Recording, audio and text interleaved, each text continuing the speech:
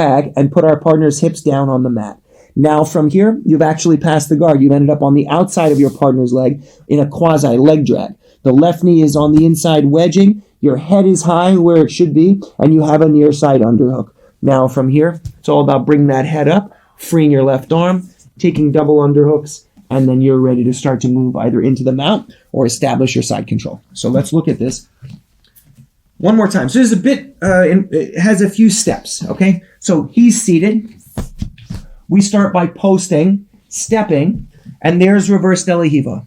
Our partner begins the action of inverting. So we block with our left forearm, and we step back with our left leg. From here, we cross step. Even if Chris keeps his bicep grip here, it's not any good. We're going to step the leg here to the inside. Here, we take our right hand through, left arm through, and as he circles, we come back into this good double inside position.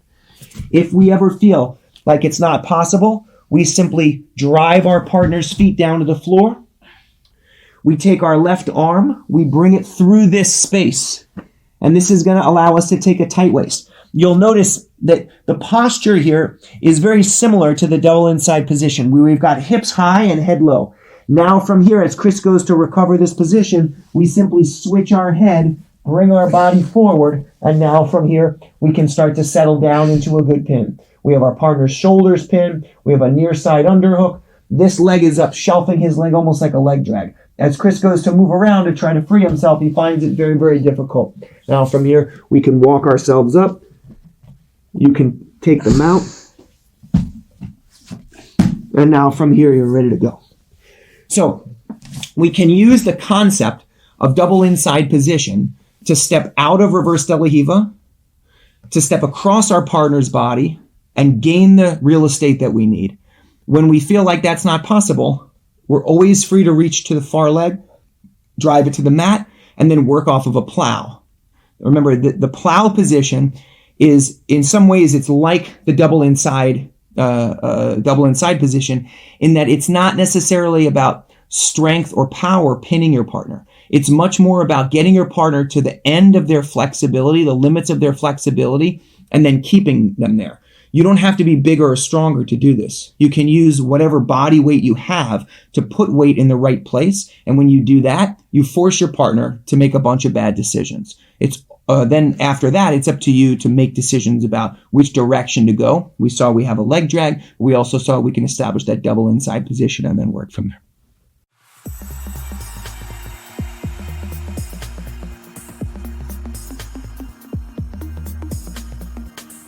Now, let's take a look at one of the premier guard passing techniques in both gi and no gi, and that is the knee cut. The knee cut is very, very versatile. It can be done from a mid-range position where you've got contact with your partner. It can be done from long range where you don't have very many grips at all and you enter in relatively quickly.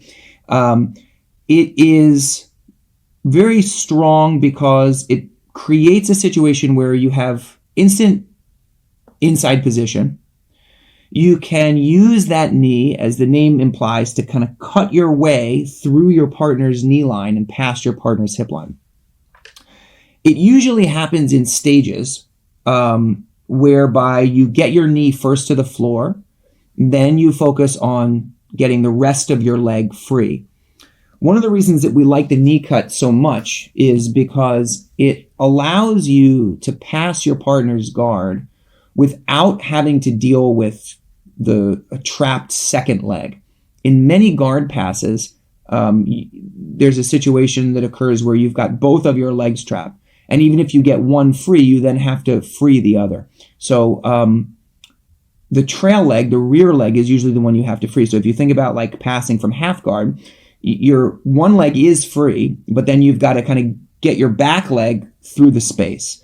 When you're doing a knee cut pass, there is no trail leg in most cases. So when we're here, if my left leg is on the outside, this leg is totally free.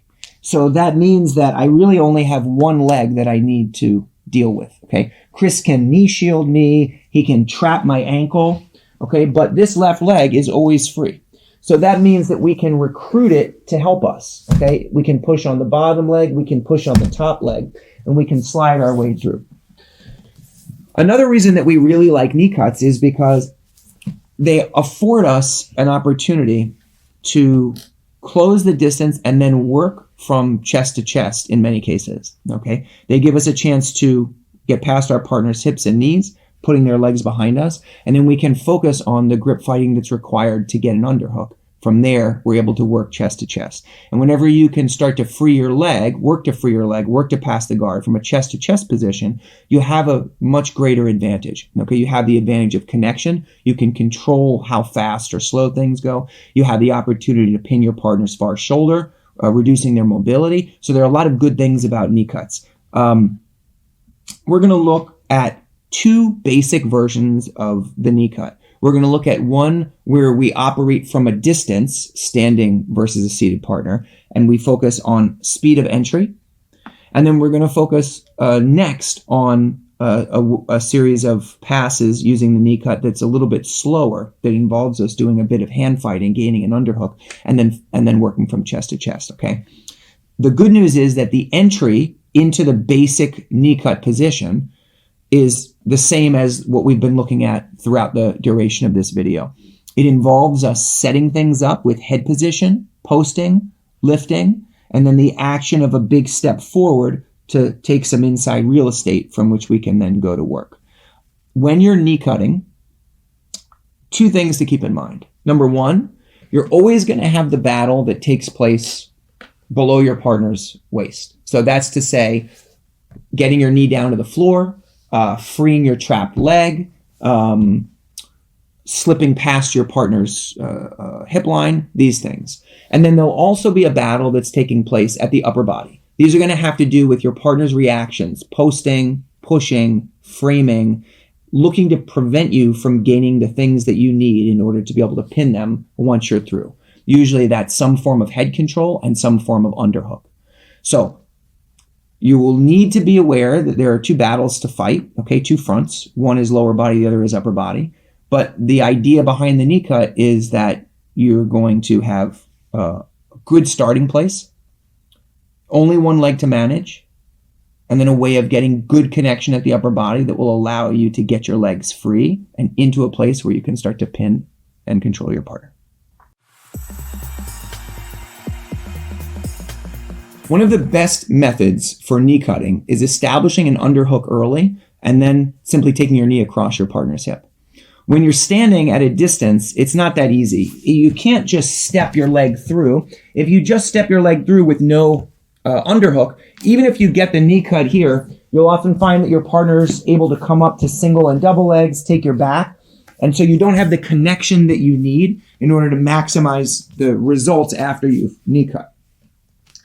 You also can't simply take your hand and put it through as an underhook before your knee goes through, because then from here you're going right into take-a-tommy, clamp attacks, and triangles. So we have to have a way of getting ourselves to this underhook and getting our knee across that doesn't involve either compromising our structural position, giving our partner an arm lock, or passing so quickly that we don't have any control.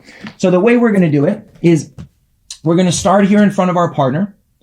We're going to tie up at our partner's hands. So Chris will often have his hand up. I'm just going to come forward and take that same grip that we've talked about. We're just going to grip here, right around our partner's knuckle line. Then we're going to gauge where our partner is pulling. If he's pushing into us here, we'll simply throw the arm out in this direction. If he's pulling back, we'll simply throw it in that direction. At the same time, as we release and throw our partner's arm, we're going to take a step with our leg. What's critical here is as you step, you have to lower your level. Okay, ideal is chest to your thigh. If you can't get that, at least get your head to your partner's far shoulder. Okay, so once we're tying up here and we throw, we want to at least get our head here. Okay, even if you can't get your knee all the way, your thigh and chest connected, at least get to here. Why? This is going to give you the underhook that you need. Now you can drop your right knee, dig your underhook, and slide your body right through the space. Gather up your partner's head and arm, and you can pin your partner all the way up at their shoulder line. Okay? So we use a grip fighting method here and head position, two skills that we've talked about already, to clear our partner's arm, lower our level, shoot the underhook, and then take our knee all the way across. Once we get here, you'll notice that because my head is on the far side, Chris's shoulder is pinned already. Even if he wanted to turn up into me, if I just take my head and place it down on the mat, it's very, very difficult. Up next is gathering his head. As he goes to turn in to face us, we use this skill of running our partner's hips away, climbing up to the top position, and then from here, we're ready to go. So one last time. We're in front of our partner. We tie up at the hands with good hand position. We throw our partner's arm out of the way. We take a step and lower our level. Notice that my head is very close to his shoulder. We get the underhook, drop the knee through the space, take the step, and lands us all the way up here by our partner's shoulder line. From here, head goes down. When Chris goes to bring his knees to the inside, that's fine. You're going to drop your hip, run into your partner's legs, climb your way up, and from here you can settle into a good pin. So we can use the knee cut from a distance, provided that we have a good understanding of head position and hand position. Once you do that, you're going to be able to cut your knee, get your underhook, and find yourself in the top position, ready to start your attacks. Now, we've seen that we can use head position and tying up at our partner's hands as a way of clearing space to gain the underhook and good head position so that we can land a knee cut from a distance.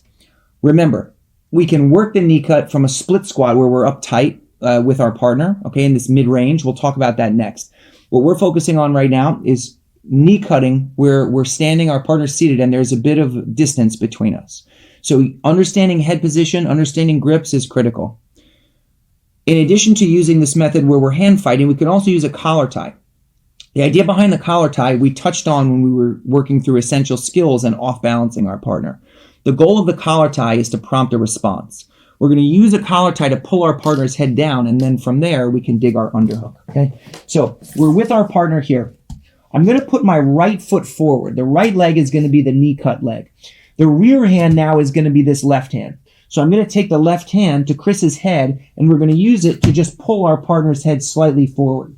To do this safely, we want to have this right hand resting nice and low. Okay, I can't come forward here and pull and give him access to my legs in the same way that would be true if we were standing up.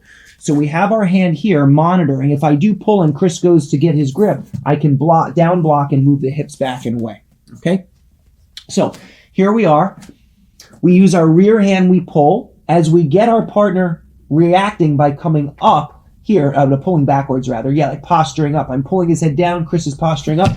That's our opportunity to take the underhook, step the knee, and we slide through all in one motion. You'll notice that as I do so, I want to make sure that I'm landing with my head over his far shoulder. As he goes to turn up,